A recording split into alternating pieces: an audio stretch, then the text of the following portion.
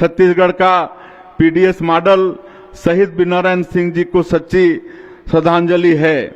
हमारे यहाँ कहावत है कि दुबर बरदू अषाढ़।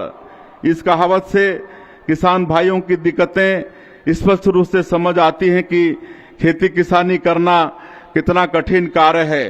राज बनने के बाद हमारी सबसे बड़ी चुनौती थी अन्नदाताओं का सुख और संतोष। इस रजत जयंती की यात्रा में हमने किसान भाइयों की मुस्कान उन्हें लौटाई है। आज छत्तीसगढ़ के किसान को धान का सबसे अच्छा मूल्य मिल रहा है। हमारे ग्रामीण परिवेश में समृद्धि का आकलन घरों के कोठार से होता है। कोठार अनाज से भरे हों तो समझ जाइए कि समृद्धि हर ओर फैली हुई है। हमारे प्रदेश का कोठार अर्थात हमारा धान का कटोरा धान से लबालब है। राज बनने के बाद व्यवस्थित रूप से धान की खरीदी हुई। जब धान खरीदी आरंभ हुई तो इसका आंकड़ा 5 लाख मीट्रिक टन था।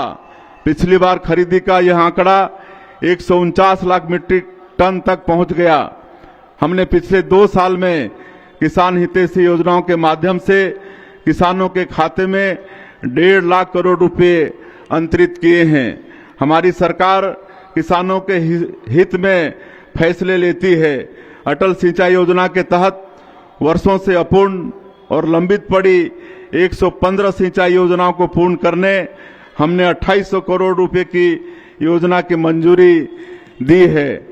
प्रधानमंत्री जी ने दीपावली के मौके पर जो जीएसटी रिफॉर्म्स किए उसका सबसे अधिक लाभ हमारे किसान भाइयों को मिला। ट्रैक्टर और अन्य कृषि उपकरण काफी सस्ते हो गए। कृषि मशीनरी बेचने वाले कारोबारियों के लिए तो काफी व्यस्तता का समय रहा।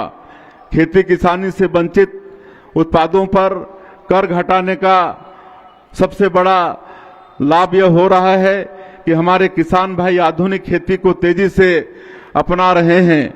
हमारे छत्तीसगढ़ का चावल 120 देशों में निर्यात होता है। लागत घटने और सरकार द्वारा अच्छा मूल्य मिलने से किसानों के लिए अपने उत्पादों को प्रतिस्पर्धी रखने में काफी मदद मिलती है। हमारा देश अन्य देशों के साथ व्यापार वार्ता भी कर रहा है। यह वार्ता महाशक्तियों के साथ भी हो रही है। प्रधानमंत्री जी ने स्पष्ट कह दिया है कि जो भी व्यापार समझौते होंगे उनमें किसानों का किसी तरह से अहित नहीं होने दिया जाएगा। डबल इंजन की सरकार किसानों के मुद्दे पर कभी झुकती नहीं, किसानों के मुद्दे पर सिर उठाकर खड़ी रहती है और किसान भाइयों को उनका हक दिलाती है।